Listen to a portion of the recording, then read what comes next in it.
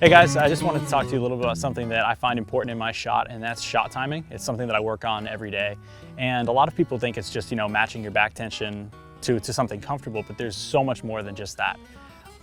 Aiming really ties into it, and you have to focus on the period of time in your personal shot where you aim the best. So for me, it's between 4 and 6 seconds. So I like to look at aiming and shot timing as like a Venn diagram, and one is your aim itself and the other is your shot timing. And I try to overlap them as most as I can, so that there's the highest percentage of time in my shot that it's gonna break while the pin's in the middle.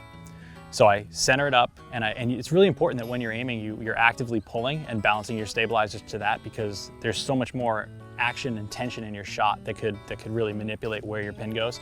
So make those adjustments to your stabilizer where you're actually pulling through, and match your shot timing to the period of the window where you're aiming your best. You can pay attention if your pin's moving out of the way, if it's bouncing left or something like that during your shot window, to adjust your stabilizers. Or if you're out of breath, or you notice that your shot's going long and the shot starts to break down on the other side, to speed up your release.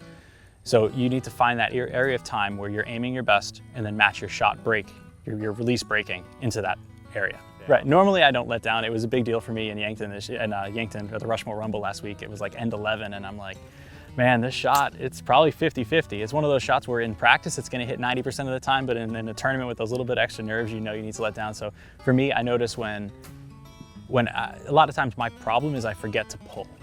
A lot of thumb button shooters they'll be able to kind of connect to this, because they forget to put as much thumb pressure on the peg as they do. So they're pulling like crazy and nothing happens. So for me with the back tension, I'm pulling like crazy, but I'm not rotating, I'm just pulling. And that's the biggest thing, is just to remember to stay relaxed and allow the release to work the way it needs to fire.